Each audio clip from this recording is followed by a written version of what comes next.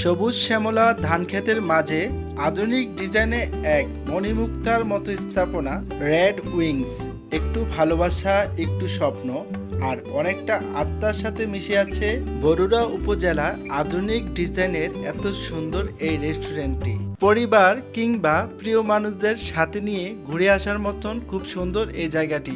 রেস্টুরেন্টের indoor outdoor ভিতরে interior ডিজাইনটা এত বেশি ভালো লাগছে, এত সুন্দর ভিতরেটা ডেকোরেট করা, আসলে বুঝেই যাচ্ছে না যে গ্রাম্য পরিবেশে এত সুন্দর নান্দনিক একটি রেস্টুরেন্টে বসে আছি এবং রেস্টুরেন্টের সৌন্দর্যতা আমরা সবাই মিলে উপভোগ করছি। রেস্টুরেন্টের ফার্স্ট ফ্লোরে হচ্ছে বাংলা এবং ইন্ডিয়ান খাবার এবং সেকেন্ড ফ্লোরে হচ্ছে চাইনিজ খাবার। এই রেস্টুরেন্টটির পাশাপাশি আছে কনভেনশন হল। আপনি চাইলে বিয়ে, শাদী এবং পারিবারিক বিভিন্ন রকমের প্রোগ্রাম এখানে করতে পারবেন। একসাথে 400-500 মানুষের খাবারের সুব্যবস্থা আছে এই রেস্টুরেন্টে। এই রেস্টুরেন্টটির সবচাইতে ইন্টারেস্টিং বিষয়টি হলো, আপনি খাবার অর্ডার করলে খাবার অর্ডার করার সাথে সাথে লাইভ কিচেনে খাবার রান্না করে সরাসরি আপনাকে সাথে সাথে তারা সার্ভিস দিবে। আর সেই খাবারগুলো খুবই গরম গরম হবে এবং কি খেতে খুবই টেস্ট হবে।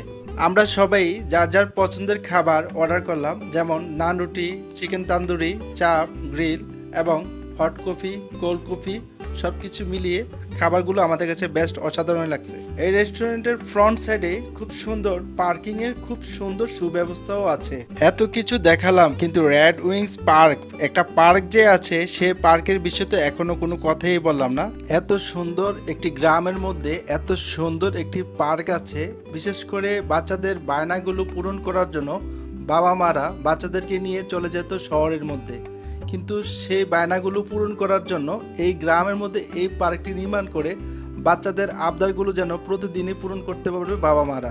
অনেক ভ্রমণ পিপাসু মানুষরাও স্বপ্ন দেখে যে গ্রামে নিরিবিলি পরিবেশে যদি একটি রাত কাটানো যেত কতই ভালো হতো।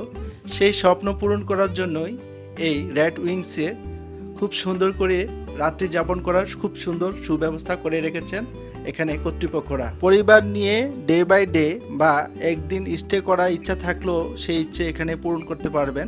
সো ভিডিওটি সব কিছু মিলে আজকে এতটুকু পর্যন্তই। যদি ভিডিওটি আপনাদের কাছে ভালো লেগে থাকে তাহলে অবশ্যই লাইক, কমেন্ট, শেয়ার করে দিবেন। আসসালামু আলাইকুম।